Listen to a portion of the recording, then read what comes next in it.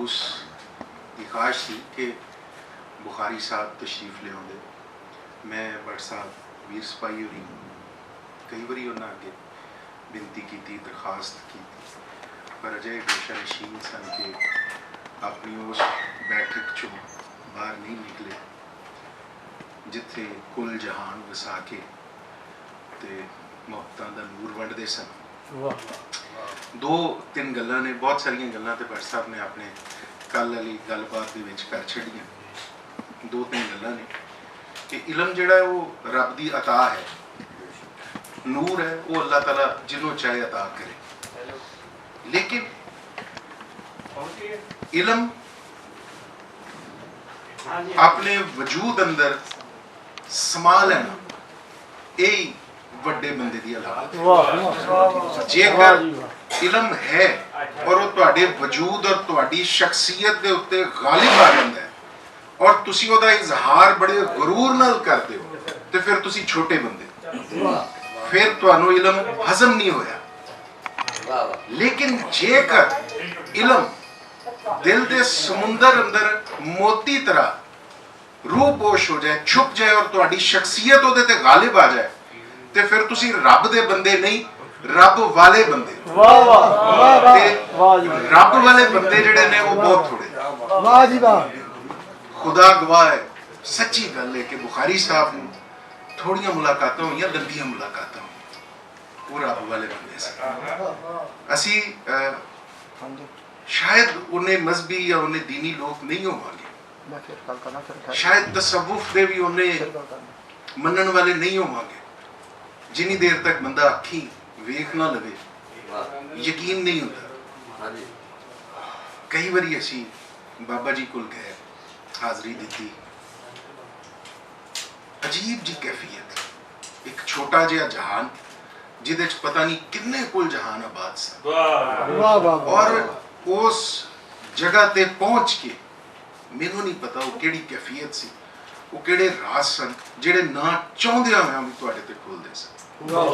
असी उन्हां नाल गुफ्तगू कीती, गलबात कीती, नमूदो नुमाइश दे ते कायल ही नहीं सन, बिल्कुल भी नहीं सन। एक इन्हां दी संगत दे विच एक नशिस्त रही, इलियास कुमन साहब वीर सिपाही होरी हुंदे सी, जवेद पंछी जी सन।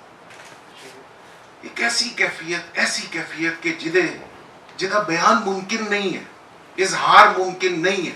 शायद बुखारी साहब हुंदे ते अजिहा वड्डा बंदा उस कैफियत का इजहार कर सकता। सादत हसन मंटो ने एक बड़ी गहरी गल की सी कि मैनू दो जगह ते सुकून मिलता है, एक तवाइफ दे कोठे ते और एक दरवेश दे डेरे ते।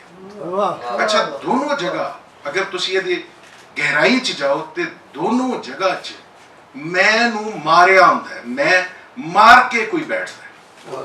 एक बुरी चीज है, एक अच्छी चीज है। सो असी जो अपनी अखी वेखिया या जिस आजमाइश चो गुजरे या जिस कैफियत चो गुजरे, वो किसी होर था या दाता दरबार जाके उथे बह के अखां बंद करके वो कैफियत लभदी सी, ते या बुखारी साहब के डेरे। खुशकिस्मत ने वीर जी ते खुशकिस्मत जावेद पंछी साहब कि इन्हां ने उन्हां नाल बहुत वेला गुजारे, उन्हां दी बड़ी खिदमत की।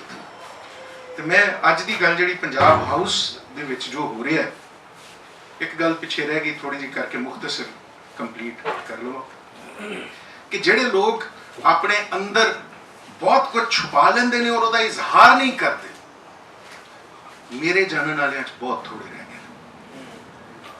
मैं इलियास कुमन साहब नूं वेखिया, मेरे जै बड़े नालायक लोग इन्हां दे सामने अजीबो गरीब गुफ्तगू करते हैं, लेकिन ये हौसला देते। इन्हां दे अंदर भी वो दरिया है, इन्हां दे अंदर भी वो गहराई है। भट्ट साहब पूरी चीज नूं, कमजोर चीज नूं वड्डा बना के बंदे दा हौसला बता देंगे। अज अगर जनाब तनवीर बुखारी साहब, मैं समझना उन्होंने हिरक कट तो हो ही नहीं सकता, रूहानी तौर पर तो हर थां मौजूद है और उन्होंने बारे गल कर दे, खुदा दी कसम कोई कैफियत है जिहड़ी उन्होंने दी बैठक दे विच। बहुत सारियां गल्लां ने, बहुत सारे साथी सांझियां करनगे, लेकिन पंजाब हाउस वास्ते बड़ी बरकत दी गल है कि अज दी महफिल जिहड़ी है उस शख्सियत दे नाल ਜਿਹੜਾ ਮੁਜੱਸਮ ਬਰਕਤ ਰਹਿਮਤ ਤੇ ਨਿਮਤ ਸੀ। ਅੱਲਾਹ ਤਾਲਾ ਉਹਨਾਂ ਦੇ ਸਦਕੇ ਸਾਨੂੰ ਵੀ ਰਾਏ ਰਾਸਤੇ ਰੱਖੇ, ਸਾਨੂੰ ਵੀ ਉਹ ਫਕੀਰੀ ਦਾ ਇੱਕ ਛੋਟਾ ਜਿਹਾ ਜ਼ਰਰਾ ਅਤਾ ਕਰੇ ਜਿਹਦਾ ਬੇਕਰਾਂ ਸਮੁੰਦਰ ਜਾਂ ਸਹਿਰਾ ਉਹਨਾਂ ਨੇ ਆਪਣੇ ਅੰਦਰ ਰੱਖਿਆ ਹੋਇਆ ਸੀ। ਬਹੁਤ ਸ਼ੁਕਰੀਆ, ਇਜਾਜ਼ਤ। माशाअल्लाह माशाअल्लाह। बहुत